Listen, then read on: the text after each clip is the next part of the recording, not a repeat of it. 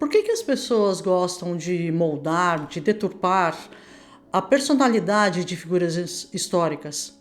Eu estou falando isso exatamente por conta de Dona Leopoldina. É muito comum, por exemplo, as pessoas me abordarem falando assim: ah, mas Dona Leopoldina era liberal. Lamento informar, gente, ela nunca foi. E por que ela nunca foi? Ela era filha de Francisco I da Áustria, um dos homens que mais defendia o absolutismo. Ela era sobrinha em segundo grau de Maria Antonieta da França, que foi executada pela Revolução Francesa, gente. Embora tenha muitas pessoas que, e eu inclusive, vejo como alguns pontos positivos desse movimento político, mas nós não temos como esquecer da fase do terror, de milhares de pessoas que foram mortas. Dona Leopoldina temia que essa participação popular pudesse causar terrores, como o que aconteceu naquela França. E exatamente por isso ela via com certas reservas o liberalismo. Vamos lá para o que era o absolutismo ou o antigo regime. O antigo regime, ele surge na Europa no período medieval. Ele é o poder centralizado nas mãos dos soberanos, onde no máximo que eles usam a mais são as leis da igreja, porque a maior parte das monarquias europeias eram atreladas à Igreja Católica. E eu não preciso falar que, inclusive, o Sacro Império Romano Germânico, que depois se tornou na Áustria de Dona Leopoldina. Com relação ao liberalismo, o liberalismo na Europa ele surge exatamente como um movimento contra as opressões sofridas pela população. No caso aqui do Brasil, é lógico, o liberalismo aqui era contra quem? As cortes portuguesas, os desmandos e uma participação maior do povo nas elaborações das leis. Tanto que Dom Pedro, sim, era um defensor do liberalismo. Ele acreditava que seria possível um governo onde houvesse, inclusive, uma participação maior do povo. Só que de uma maneira que ele não conseguia definir ao certo. Por isso que ele não conseguia enxergar o que o parlamento português estava fazendo com ele, Dom Pedro. Ficou claro? Bem, vamos voltar à questão de Dona Leopoldina. Quem era aquela moça, a arquiduquesa da Áustria que se casou com o herdeiro do trono do Reino Unido de Portugal, Brasil e Algarves em 1817? Eu acabei de falar para vocês, ela não se casou com o imperador do Brasil. Ela se casou com o herdeiro do trono do Reino Unido de Portugal, Brasil e Algarves. Essa princesa real que chega ao Rio de Janeiro, que atravessa um mar numa viagem perigosíssima de meses, que inclusive dentro da embarcação trazia até um caixão, né, caso ela viesse a óbito, que era comum na época, infelizmente. Ela chega nesse Rio de Janeiro em novembro de 1817 como esposa desse herdeiro. É para ela passar pouco tempo nesse Brasil e depois ela voltar para a Europa, para Portugal, para ser a futura rainha de Portugal. Não imperatriz do Brasil. Era sim rainha do Reino Unido de Portugal, Brasil e Algarves, cuja sede, logicamente, deveria ser não o Rio de Janeiro, mas Lisboa. Portugal fica perto da Áustria? Claro que não. Mas fica pelo menos no mesmo continente, a pessoa não tem que passar por uma viagem de meses num mar extremamente agitado para chegar ao Rio de Janeiro para vê-la, seja um parente, seja um amigo. Dona Leopoldina era uma mulher extremamente sensível. Claro que ela se comoveu ao se deparar com a realidade do cidadão comum do Rio de Janeiro, que não tinha sequer o mínimo de saneamento básico. Ela ficava horrorizada de ver a escravidão que, por sinal, havia sido abolida na Áustria mais de 10 anos antes dela nascer. Ela teve contato com os horrores, com a violência da escravidão no Rio de Janeiro. E ela, sim, ela era defensora, da mesma forma que o próprio Dom Pedro, eles eram defensores da libertação dos escravos. Só que, mais uma vez, não romantizem. Ela veio para o Brasil para ficar pouco tempo. Quando ela chega ao Brasil, nem o próprio marido, o herdeiro Dom Pedro, tinha participação política. Tudo era centralizado nas mãos de Dom João VI. Então, por mais que ela viesse a observar e ser contra isso ou aquilo, ela não podia fazer nada, porque tudo era centralizado nas mãos do rei de Portugal.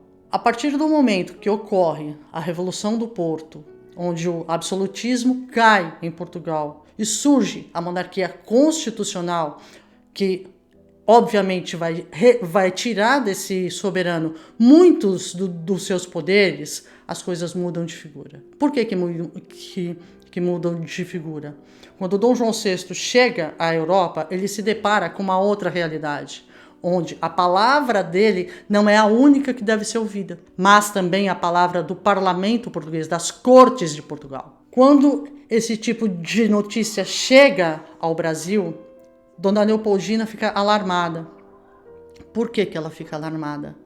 É o início do liberalismo. É o povo começando a agir, a ter voz, diferentemente do que acontecia no absolutismo. A princesa real começa a temer que com o tempo haja um golpe de Estado e uma república seja implantada em Portugal.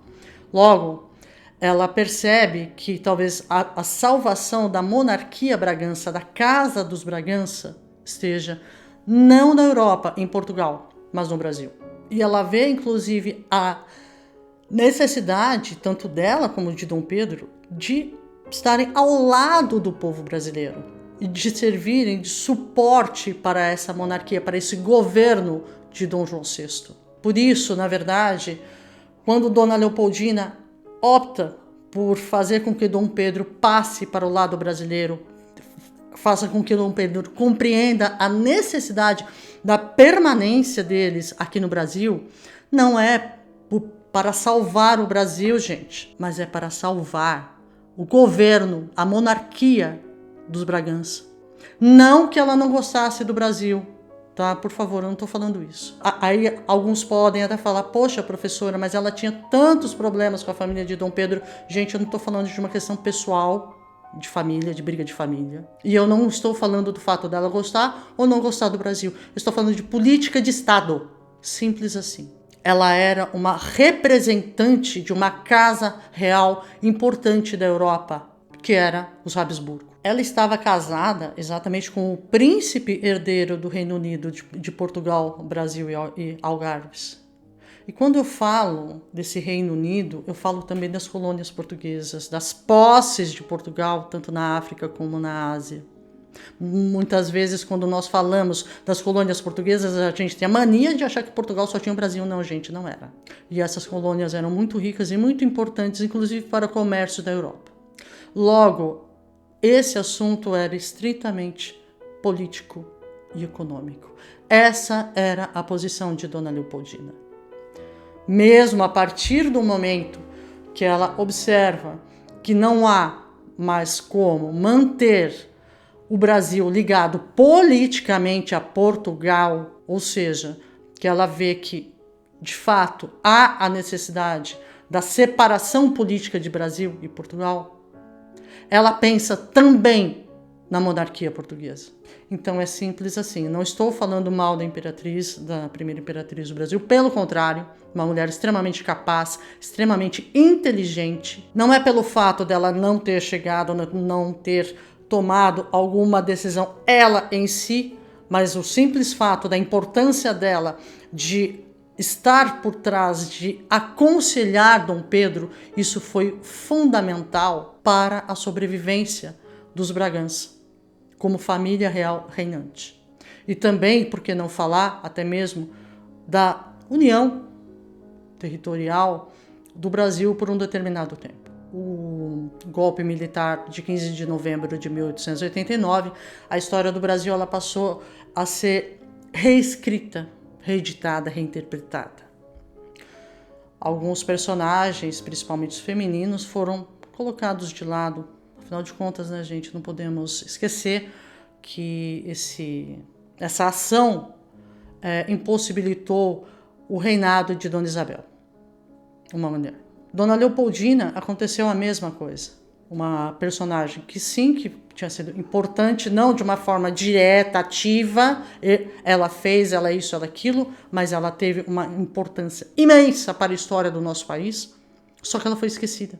Aí eu não sei porque também, da mesma forma, de repente as pessoas passam a atribuir a ela questões que, se a pessoa estuda e compreende a história do século XIX, com a cabeça do século XIX, não do século XXI, ela vai saber que Dona Leopoldina, por mais que ela quisesse fazer A, B, C ou D, ela não poderia fazer. Mas de nenhuma maneira diminui a importância que teve essa mulher, tampouco a inteligência dessa jovem, que afinal de contas ela faleceu aos 29 anos de idade. Para quem está aqui nesse canal, para quem está chegando, o meu objetivo aqui como historiadora e arqueóloga é contar a história para vocês com embasamentos técnicos. Eu não uso o achismo.